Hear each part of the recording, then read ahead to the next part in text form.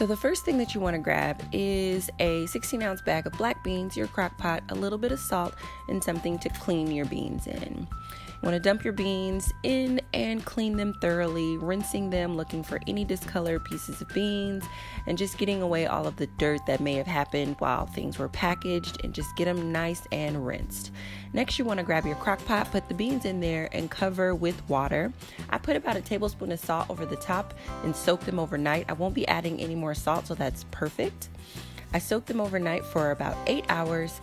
In the morning, when I wake up, the beans are now clean and they have a little bit of salt on them for flavoring, and they're double in size. So I rinse them one more time just to get any other dirt and a little bit of that salt off as well.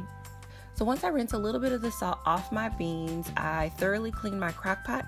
Then I add double the portion of water to beans. So we're preparing 2 cups of beans, so I'll add 4 cups of water.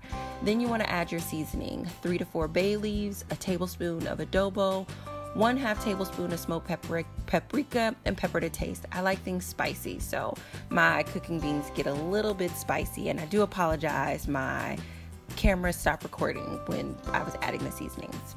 Next, you want to cook your beans on low for 6 to 8 hours, depending on the temperature of your crock pot. After 6 to 8 hours have passed, you want to taste just to make sure the bean has the consistency that you want and the flavors are nice and marinated.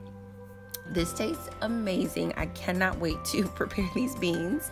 And so what you want to do is, once the beans are done, you want to turn off your crock pot, but you also want to make sure that you take your crock pot out of its cooking device, because the crock pot will continue to warm and it'll actually continue to cook your food unless you remove it from its warming device. Then after, I grab a quart size bag, label them with the type of bean that I've prepared, and then I add about 2 cups of beans to each bag. And these become my base cooking beans. I can throw these into any other crock pot meal, or I can serve them separately over rice, and they are absolutely delicious.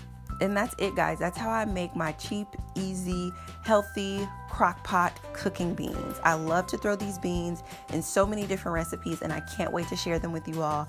Thank you so much for watching, and I look forward to talking to you soon. Bye.